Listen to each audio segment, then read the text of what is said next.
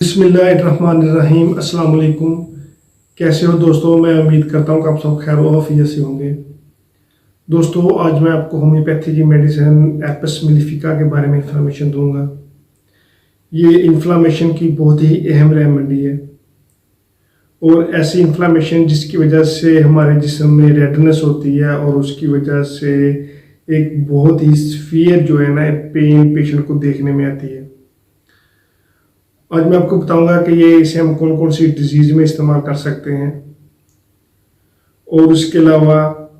जिस्म में कौन कौन से साइन और सिम्टम हमें महसूस हो इस मेडिसिन को हम इस्तेमाल कर सकते हैं। ये तमाम इन्फॉर्मेशन मैं आपको इस वीडियो में बताऊंगा, तो मेरी आप सबसे गुजारिश है कि वीडियो को एंड तक लाजमी देखें। मैं हूं डॉक्टर उमर और आपको अपने चैनल होम्योटेक में खुश आमदीद कहता हूं। होम्योपैथी की मेडिसिन एपिस मेलिफिका ये एक इन्फ्लामेशन की बहुत ही अहम रेमेडी है और ऐसी इन्फ्लामेशन जिसमें पेशेंट को रेडनेस जो है ना वो देखने में आती है और उसकी वजह से पेशेंट को बहुत ही ज़्यादा एक क्रोनिक हेडेक भी का सिम्टम भी देखने में आता है और उसके साथ साथ एक फीवर का सिम्टम भी देखने में आता है और उसके साथ साथ एक रेस्टलेस जो है ना पेशेंट बहुत ही ज़्यादा महसूस करता है। यानी पेशेंट अगर किसी को इन्फ्लामेशन होगी और इस इन्फ्लामेशन की वजह से पेशेंट के किसी आर्गन में शदीद इन्फेक्शन हो गया हो और उसमें एक शदीद दर्द हो, उसकी वजह से पेशेंट को जो है ना कि फीवर का सिम्टम देखने में आता हो, तो उसमें ये मेडिसिन बहुत ही अच्छा रोल प्ले करती है। रेयर जो है ना साइन सिम्टम ये है कि पेशेंट को एक प्यास जो है ना वो नहीं होती। बहुत ही एक जो है ना क्योर साइन सिम्टम होता है यानी पेशेंट को जो उस डिजीज़ में जो पानी की बहुत ही ज़्यादा तलब नहीं होती, उसे पानी की प्यास नहीं लगती और उसका मुंह खुश्क होता है, लेकिन उसकी जो ज़ुबान होती है उसमें सलाइवा ठीक होता है। यानी उसको ऐसा महसूस होता है कि उसका जो हल्का है वो खुश्क है, लेकिन जो ज़ुबान होती है उसमें सलाइवा होता है। लेकिन जो गला होता है वो खुश्क होता है, लेकिन ज़ुबान जो है वो तर होती है। तो अगर किसी के इस तरह के पेक्यूलियर सिम्टम है तो उसके लिए एपिस मेलिफिका बहुत ही अहम रेमेडी है। तो सबसे पहले हम देखते हैं कि जिस्म के मुख्तलिफ अज़ा में ये मेडिसिन कहाँ कहाँ पे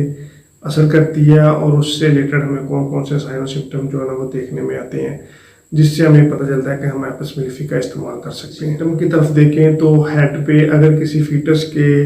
सर में पानी पड़ गया हो, जिसे हम हाइड्रोसिफलस कहते हैं, या किसी बच्चे को मेनिंजाइटिस हो गया हो, एक जो फीवर होता है, तो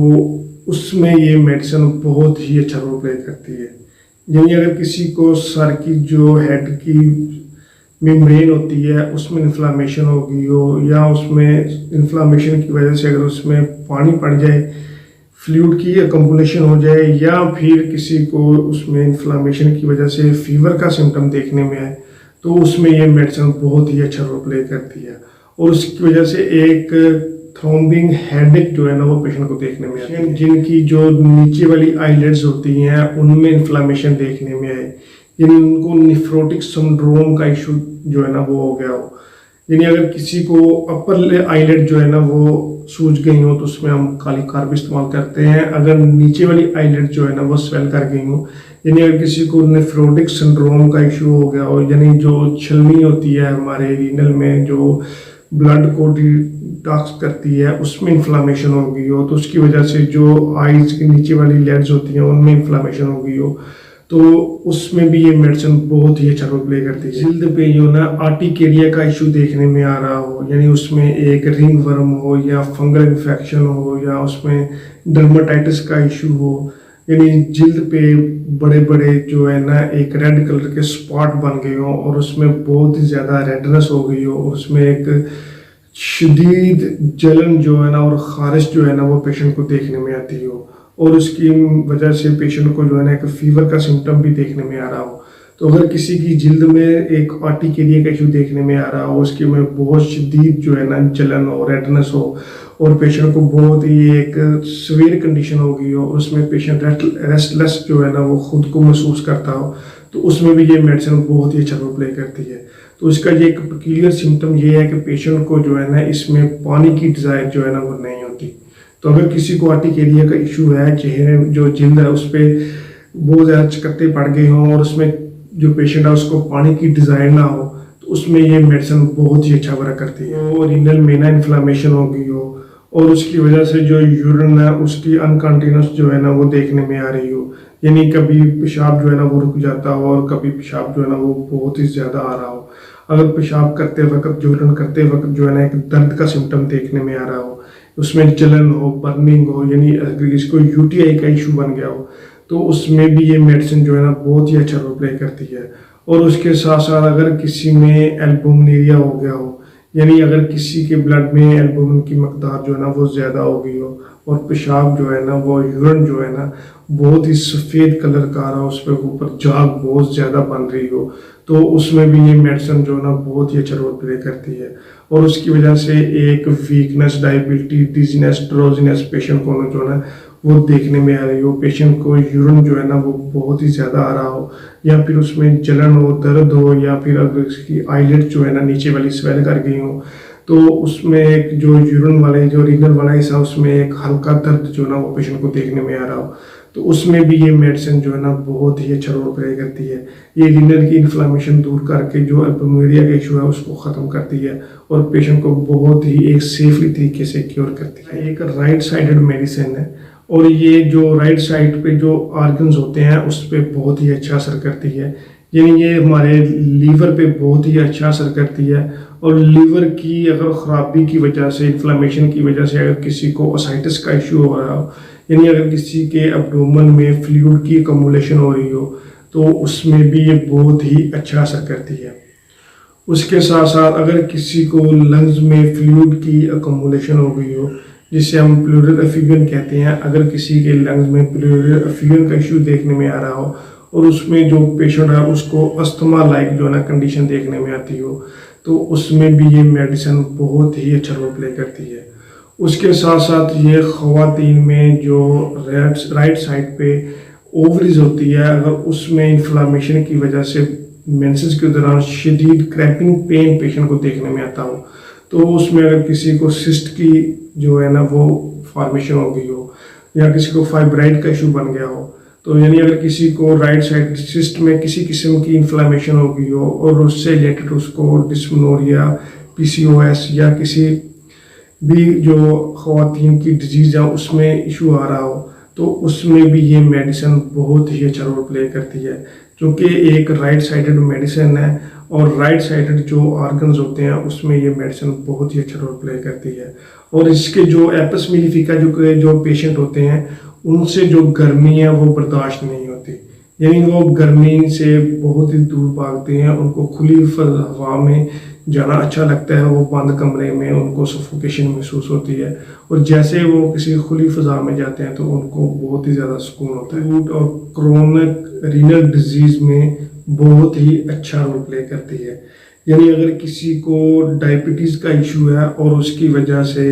जो एक क्रोनिक या अक्यूट रीनल फेलियर का इशू देखने में आ रहा है, यानी उनकी जो यूरिन है उसमें इनकॉन्टिन्यूसी देखने में आ रही है, यानी जो यूरिन है वो कंट्रोल नहीं होता और उसकी वजह से डायबिलिटी देखने में आ रही है, तो एक ये नेफ्रोटिक सिंड्रोम में बहुत ही अच्छा असर करेगी। और जो एक डायबिटीज़ पेशेंट होता है उसको जो यूरिन के रिलेटेड जितनी भी जो रिलेटेड डिजीज़ होती हैं उनमें ये बहुत ही अच्छा वर्क करती है और टाइप 2 डायबिटीज़ में पेशेंट को इन्फ्लामेशन से क्योर करती है। तो अब हम देखते हैं होम्योपैथी मेडिसिन एपिस मेलिफिका को हम कौन कौन सी डिजीज़ में इस्तेमाल कर सकते हैं। इसे हम हाइड्रोसिफिलिस में भी इस्तेमाल कर सकते हैं, उसके साथ साथ मेनिंजाइटिस में भी इस्तेमाल कर सकते हैं, अगर किसी को स्किन में आर्टिकेरिया का इशू है तो उसमें भी इस्तेमाल कर सकते हैं। उसके साथ साथ अगर किसी को लंग्स में प्लूरल एफिबियन का इशू आ रहा है, यानी उसके लंग्स में जो फ्लूइड है उसकी अकमुलेशन हो रही है, तो उसमें भी इस्तेमाल कर सकते हैं। अगर किसी को जो लीवर वाला रीजन है उसमें इन्फ्लामेशन आ गई हो और उसके जो बाइल जूस है उसमें कमी वाक़या हो गई हो, तो उसमें भी इस्तेमाल कर सकते हैं। उसके साथ साथ अगर किसी को लीवर में इन्फ्लामेशन की वजह से असाइटिस का इशू आ रहा है तो उसमें भी इस्तेमाल कर सकते हैं। उसके साथ साथ अगर किसी को रीनियल फेलियर का इशू है, क्रोनिक रीनियल फेलियर का इशू है, यानी टाइप 2 डायबिटीज़ में भी इस मेडिसिन को हम इस्तेमाल कर सकते हैं। उसके साथ साथ अगर किसी को जो ख़वातीन में राइट साइडेड ओवरी में अगर किसी को सिस्ट है या फाइब्राइड है तो उसमें भी ये मेडिसिन बहुत ही अच्छा रोल प्ले करती है। इन्फ्लामेशन हो गई हो और उसको रूमेटाइड आर्थराइटिस का पेन जो है ना वो देखने में आ रहा हो, यानी उनके जो जोड़ है उसमें स्वेलिंग हो गई हो और उसमें शदीद जो है कि रेडनेस जो है ना वो पेशेंट में देखने में आ रही हो, तो उसमें भी ये मेडिसिन इस्तेमाल कर सकते हैं। ये ऐसे किस्म की बहुत ही अहम मेडिसिन है जिसमें हमें जिल्द स्किन के ऊपर जो है ना एक शदीद रेडनेस जो है ना वो देखने में आती हो। और उससे रिलेटेड एक और अहम ही सिम्टम ये है कि अगर ऐसे पेशेंट जिनको किसी इंसेक्ट्स ने बाइट कर लिया हो, यानी अगर किसी जो मधुमक्खी होती है उसने काट लिया हो और उसकी वजह से पेशेंट को बहुत ही एक शदीद किस्म की स्वेलिंग जो है ना वो स्किन के ऊपर देखने में आती है और उसकी वजह से पेशेंट जो है ना उसको एक फीवर का सिम्टम भी देखने में आता हो और वो रेडनेस हो और उसके ऊपर शदीद किस्म की इचिंग का सिम्टम पेशेंट को देखने में आता हो, तो उसमें भी ये मेडिसिन बहुत ही अच्छा रोल प्ले करती है। तो आइए अब हम देखते हैं कि इस मेडिसिन को हम कौन सी पोटेंसी में इस्तेमाल करें तो ये बहुत ही अच्छे रिजल्ट देती है। तो होम्योपैथी मेडिसिन एपिस मेलिफिका को हमें 200 पोटेंसी में सुबह दोपहर शाम 2 ड्रॉप्स खाना खाने के 1 घंटा पहले हम इस्तेमाल कर सकते हैं। तो ये इन्फ्लामेशन के केस में बहुत ही अच्छा रोल प्ले करती है और पेशेंट को ऐसी इन्फ्लामेशन जिसमें रेडनेस होती है और पेशेंट को पानी की डिज़ाइन नहीं होती और पेशेंट गर्म जो है ना वो चीज़ से दूर भागता है, उसको गर्म कमरे में सफोकेशन होती है और बाहर खुली फ़ज़ा में पेशेंट जो है ना वो बहुत ही ज़्यादा अच्छा फील करता है। तो मैं ये वीडियो पसंद आई होगी, तो अगर किसी ने मेरे चैनल को ज्वाइन नहीं किया तो प्लीज़ ज्वाइन कर लें, सब्सक्राइब कर लें। मैं ऐसे ही रोज़ डिजीज़ रिलेटेड होम्योपैथी वीडियो लाता रहता हूँ, तो अगर किसी ने सब्सक्राइब नहीं किया तो वो सब्सक्राइब कर ले ताकि मेरी नई आने वाली वीडियो के बारे में अपडेट रह सके। तो अगर किसी की कोई क्वेरी है तो वो नीचे मेरे डिस्क्रिप्शन पे दिए गए नंबर पे मैसेज कर सकता है। मैं कोशिश करूँगा कि उसको उसकी डिजीज़ से रिलेटेड जो है ना वो मेडिसिन बता सकूँ। थैंक यू, अल्लाह हाफिज़।